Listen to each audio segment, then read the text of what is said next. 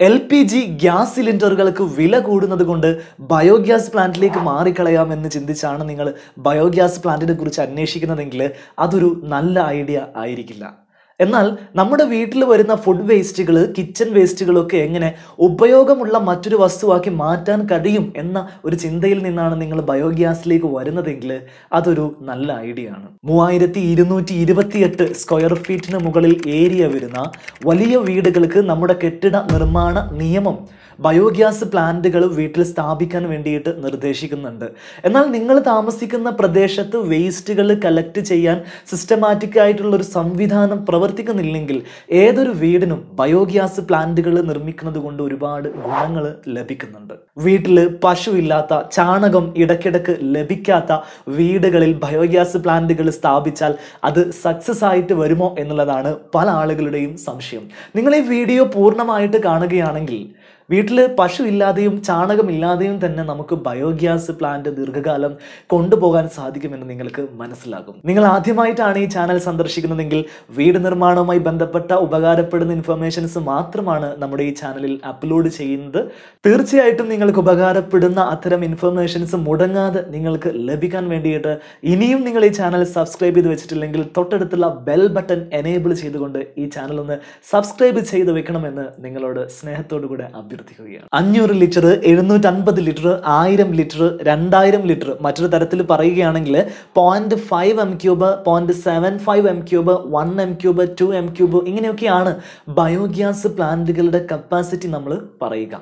ഭൂമിയിൽ കുഴിച്ചിടുന്ന തരത്തിലുള്ള കോൺക്രീറ്റ് കൊണ്ട് നിർമ്മിക്കുന്ന ബയോഗ്യാസ് പ്ലാന്റുകളും ഭൂമിയിലോ ടെറസിലോ എവിടെ വേണമെങ്കിലും നമുക്ക് സ്ഥാപിക്കാൻ കഴിയുന്ന പോർട്ടബിൾ ആയിട്ടുള്ള ഫൈബർ കൊണ്ടുള്ള പോർട്ടബിൾ ബയോഗ്യാസുകളും ഇന്ന് മാർക്കറ്റിൽ ലഭ്യമാണ്. വീടുകളെ സംബന്ധിച്ചിടത്തോളം വളരെ കുറഞ്ഞ വേസ്റ്റ് മാത്രം മതിയാവുന്നത്, കൂടുതൽ എഫിഷ്യൻസി ലഭിക്കുന്നത്, കുറഞ്ഞ സ്ഥലത്ത് നമുക്ക് ഇൻസ്റ്റാൾ ചെയ്യാൻ കഴിയുന്നത്, എവിടെ വേണമെങ്കിലും നമ്മുടെ സൗകര്യപ്രകാരം കൊണ്ടുപോകാവുന്നത്, ഇത്തരത്തിലുള്ള സൗകര്യങ്ങൾ പരിഗണിച്ച് പോർട്ടബിൾ ബയോഗ്യാസ് പ്ലാന്റുകളാണ് വീടുകൾക്ക് കുറച്ചുകൂടെ കംഫർട്ടായിട്ട് അനുഭവപ്പെടുക. ബയോഗ്യാസ് പ്ലാന്റുകൾ സ്ഥാപിച്ചു കഴിഞ്ഞാൽ ഇതിന് മണമുണ്ടാവുക, ഇതിൽ നിന്ന് എത്രത്തോളം ഗ്യാസ് വരും, ഇതാണ് പ്രധാനമായിട്ട് നമുക്ക് അറിയേണ്ട കാര്യങ്ങൾ. അത് നമ്മൾ മനസ്സിലാക്കണമെങ്കിൽ ശരിക്ക് ഇതിൻ്റെ പ്രവർത്തനം എങ്ങനെയാണ് എന്ന് നമ്മൾ മനസ്സിലാക്കണം. എങ്ങനെയാണ് ഒരു ബയോഗ്യാസ് പ്ലാന്റിൻ്റെ അകത്ത് ഗ്യാസ് ഉൽപ്പാദിപ്പിക്കപ്പെടുന്നത് എന്ന് നോക്കാം. പോർട്ടബിൾ ബയോഗ്യാസ് പ്ലാന്റുകളിൽ പ്രധാനമായിട്ടും 2 അറകളാണ് ഉണ്ടാവുക. ഒന്ന് ഒരു ഗ്യാസ് ടാങ്കാണ്, അടിയിൽ വരുന്നത് ഒരു ഡൈജസ്റ്റർ ചേംബറാണ്. ഈ ഡൈജസ്റ്റർ ചേംബറിനകത്തേക്കാണ് നമ്മൾ വേസ്റ്റുകൾ കൊണ്ടുപോയിട്ട് ഇടുന്നത്. വേസ്റ്റുകൾ ഇടാൻ വേണ്ടിയിട്ട് ഇൻലെറ്റ് ചേംബർ എന്ന് പറഞ്ഞിട്ട് കുഴൽ പോലെയുള്ള ഒരു ഭാഗം ബയോഗ്യാസ് പ്ലാന്റിന്റെ മുകൾ ഭാഗത്ത് നമുക്ക് കാണാം. ഇങ്ങനെ ഇൻലെറ്റ് ചേംബറിലൂടെ നമ്മൾ നിക്ഷേപിക്കുന്ന വേസ്റ്റുകൾ നേരെ ഡൈജസ്റ്റർ ചേംബറിൽ നമ്മൾ നിറച്ചു വെച്ചിരിക്കുന്ന സ്ലറിയിലേക്കാണ് പോയിട്ട് വീഴുക. സ്ലറി എന്താണ്? സ്ലറി എന്ന് ചോദിച്ചാൽ വെറും ചാണക വെള്ളമാണ് ഇവിടെ സ്ലറി എന്നതുകൊണ്ട് ഉദ്ദേശിക്കുന്നത്. ചാണകവും ബയോഗ്യാസും തമ്മിലുള്ള ബന്ധം എന്താണ് എന്ന് നമ്മൾ അന്വേഷിച്ച് പോവുകയാണെങ്കിൽ നമ്മൾ എത്തി നിൽക്കുക ചാണകത്തിൽ കാണപ്പെടുന്ന പ്രത്യേകതരം ബാക്ടീരിയകളിലാണ്. നമ്മൾ വേസ്റ്റ് ആക്കുന്ന ഭക്ഷണത്തിൽ അടങ്ങിയിരിക്കുന്ന കാർബൺ കണ്ടന്റിനെ ഇത്തരത്തിലുള്ള ബാക്ടീരിയകൾക്ക് ഗ്യാസ് ആക്കി മാറ്റാൻ സാധിക്കുമെന്നാണ് ഇതിൻ്റെ പ്രത്യേകത. ഇങ്ങനെ നമ്മൾ പ്രൊഡ്യൂസ് ചെയ്യുന്ന ഗ്യാസിനെ മീഥെയ്ൻ എന്നാണ് നമ്മൾ വിളിക്കുക. ഇങ്ങനെ കാർബണിൽ നിന്നും മീഥെയ്ൻ ഗ്യാസ് പ്രൊഡ്യൂസ് ചെയ്യാൻ കഴിയുന്ന ബാക്ടീരിയകളെ നമ്മൾ മെഥനോജനിക് ബാക്ടീരിയ എന്ന് വിളിക്കും. ശരിക്ക് നമ്മുടെ LPG ഗ്യാസ് സിലിണ്ടറിൽ നമുക്ക് ലഭിക്കുന്ന ഗ്യാസ് അല്ല ബയോഗ്യാസിലൂടെ നമ്മൾ ഉൽപ്പാദിപ്പിക്കുന്ന ഗ്യാസ് എന്ന് മനസ്സിലാക്കുക. അതുകൊണ്ടാണ് LPG സിലിണ്ടറുകൾക്ക് പകരമായിട്ട് ബയോഗ്യാസ് മതിയാവും എന്ന് നമുക്ക് പറയാനാവില്ല എന്ന് വീഡിയോയുടെ തുടക്കത്തിലേ ഞാൻ പറഞ്ഞിട്ടുള്ളത്. എന്നാൽ വിറകിൻ്റെ ഉപയോഗം പൂർണ്ണമായിട്ടും കുറച്ച് LPGയുടെ ഉപയോഗം പരമാവധി കുറയ്ക്കാൻ സഹായിക്കുന്ന തരത്തിൽ ബയോഗ്യാസ് പ്ലാന്റുകൾ നമ്മളെ സഹായിക്കുമെന്ന കാര്യത്തിൽ യാതൊരു സംശയവുമില്ല.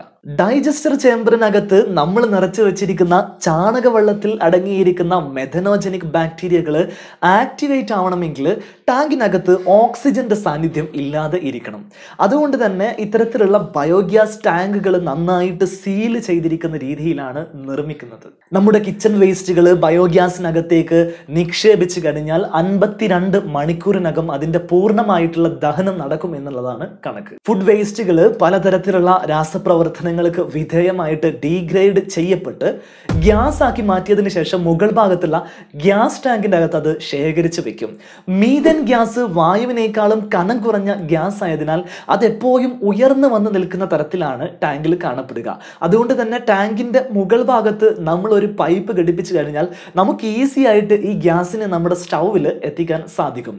പ്രത്യേക തരത്തിലുള്ള സ്റ്റൗ ആണ് ബയോഗ്യാസിന് വേണ്ടിയിട്ട് ഉപയോഗിക്കുക. ഒന്നൊരു സ്റ്റീൽ സ്റ്റൗ ആണ്, മറ്റൊന്ന് മണ്ണ് കൊണ്ട് നിർമ്മിക്കുന്ന ഇത്തരത്തിലുള്ള ഒരു സ്റ്റൗ ആണ്. രണ്ട് സ്റ്റൗവുകളിലും വരുന്ന ഗ്യാസിന്റെ ഫ്ലെയിമുകൾ എങ്ങനെയാണ് എന്ന് നമുക്കൊന്ന് കാണാം.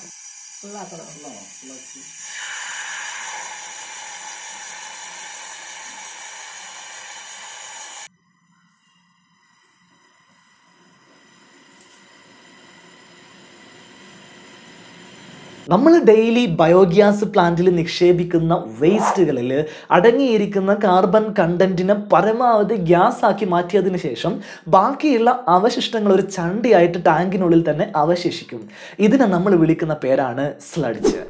ഈ സ്ലഡ്ജിന്റെ അളവ് കൂടി വരുമ്പോൾ എന്ത് സംഭവിക്കും? ടാങ്കിനുള്ളിലെ സ്ലറിയുടെ ലെവല് ഉയർന്നു വരും.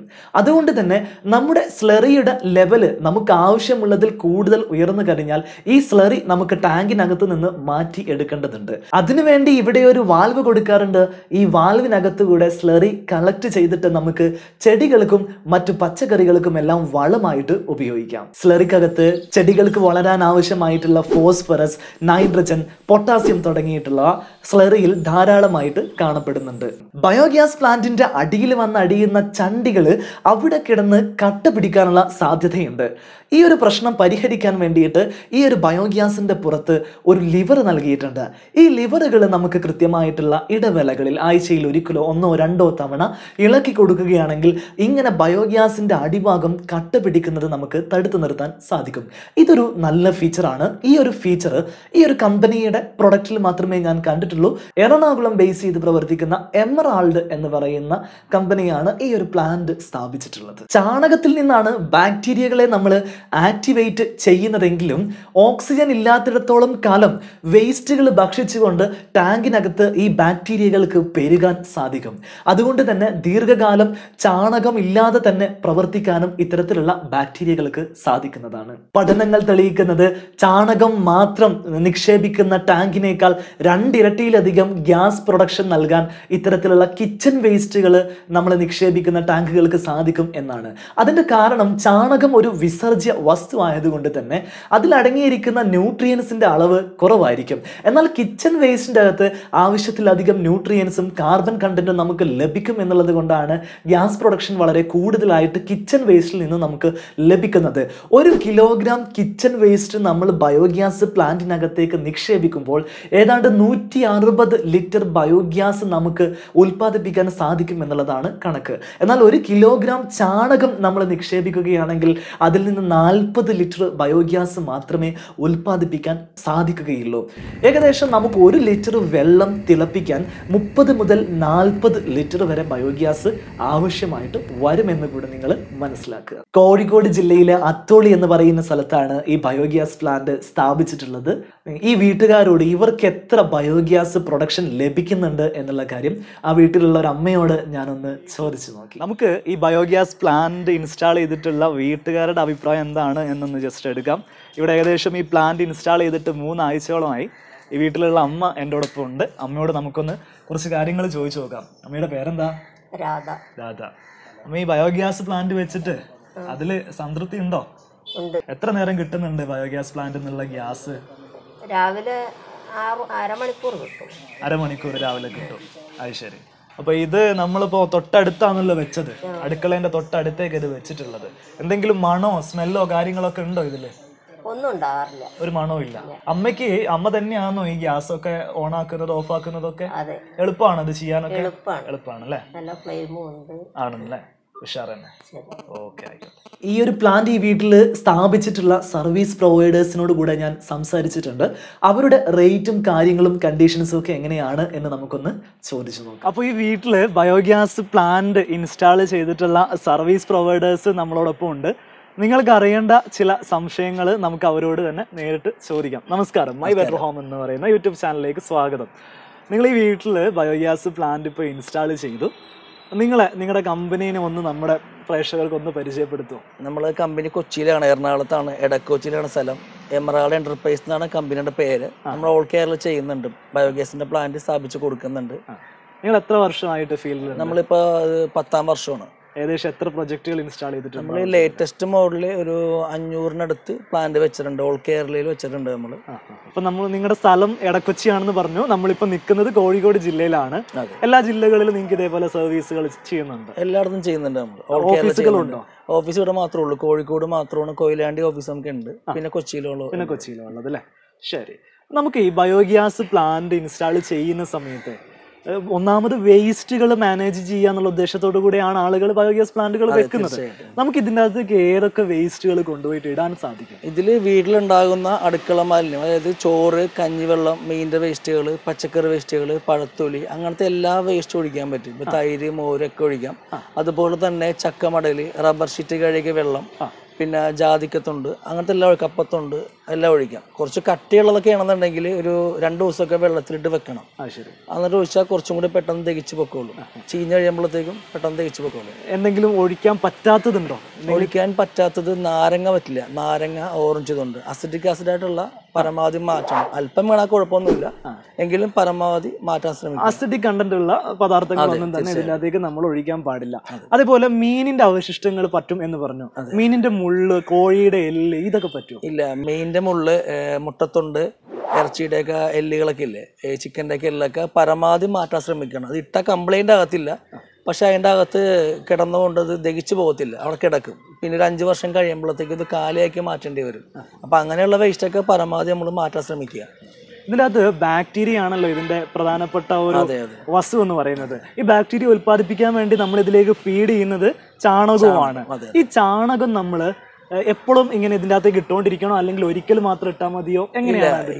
ഈ ഒരു ചോദ്യം മിക്ക കസ്റ്റമേഴ്സിനുള്ള ഒരു ഡൗട്ടാണ്, ചാണകം എപ്പോഴും വേണ്ടി വരുമോ എന്നുള്ളത്. ഈ ബയോഗ്യാസിന്റെ പ്ലാന്റുകളിൽ ചാണകം ആദ്യം മാത്രം മതി.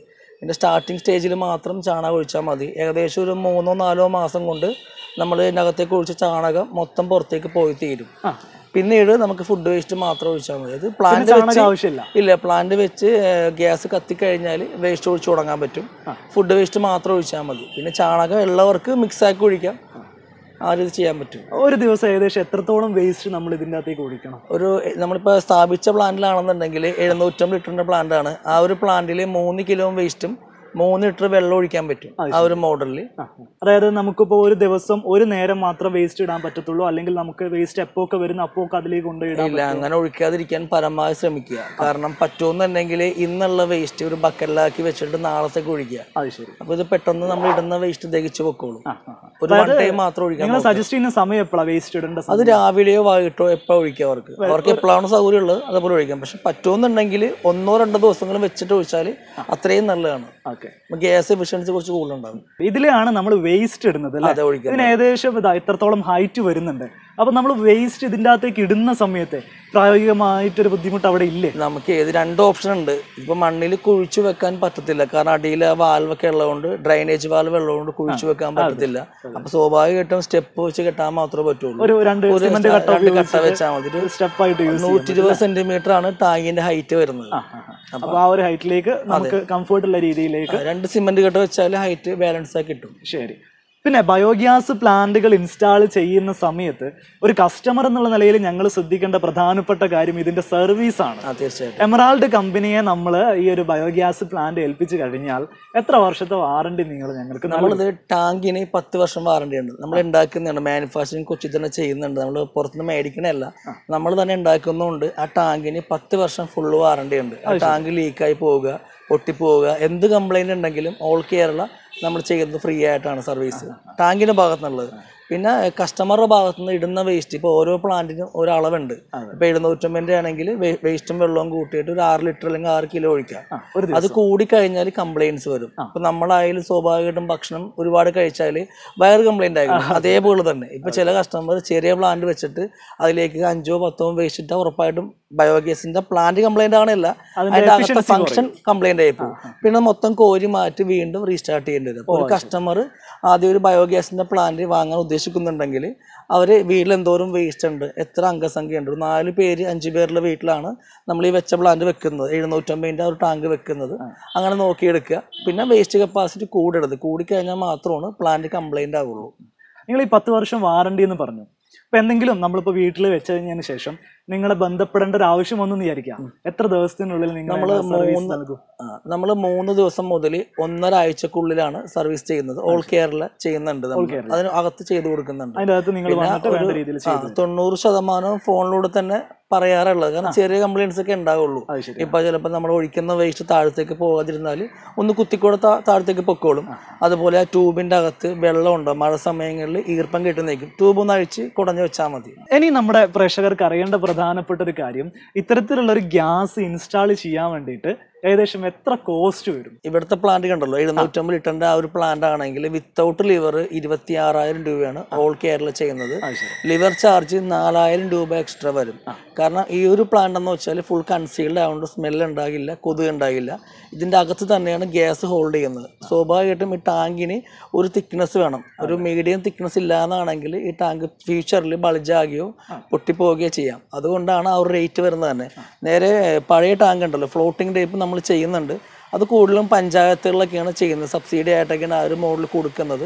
പക്ഷെ ആ ഒരു മോഡലിൻ്റെ അകത്ത് സൈഡിൽ വെള്ളം നിൽക്കുന്നതുകൊണ്ട് കൊതുക് മുട്ടയിടും. അത്തരം ടാങ്കുകൾക്ക് വിലയും കുറവാണ്. അത് നമുക്ക് സ്റ്റാർട്ടിങ് തന്നെ പറഞ്ഞ ഒരു 12,000 രൂപയ്ക്ക് വരുള്ളൂ. 12 രൂപ, 14,500. ഇപ്പോൾ 750 ടാങ്ക് ആണെങ്കിൽ ഒരു 14,500 ആവുള്ളൂ. സെയിം വേസ്റ്റ് കപ്പാസിറ്റിയാണ്, ഗ്യാസും സെയിം കിട്ടും. പക്ഷെ അതിൽ ഇത്രയും ഫ്ലെയിം ഉണ്ടാകില്ല.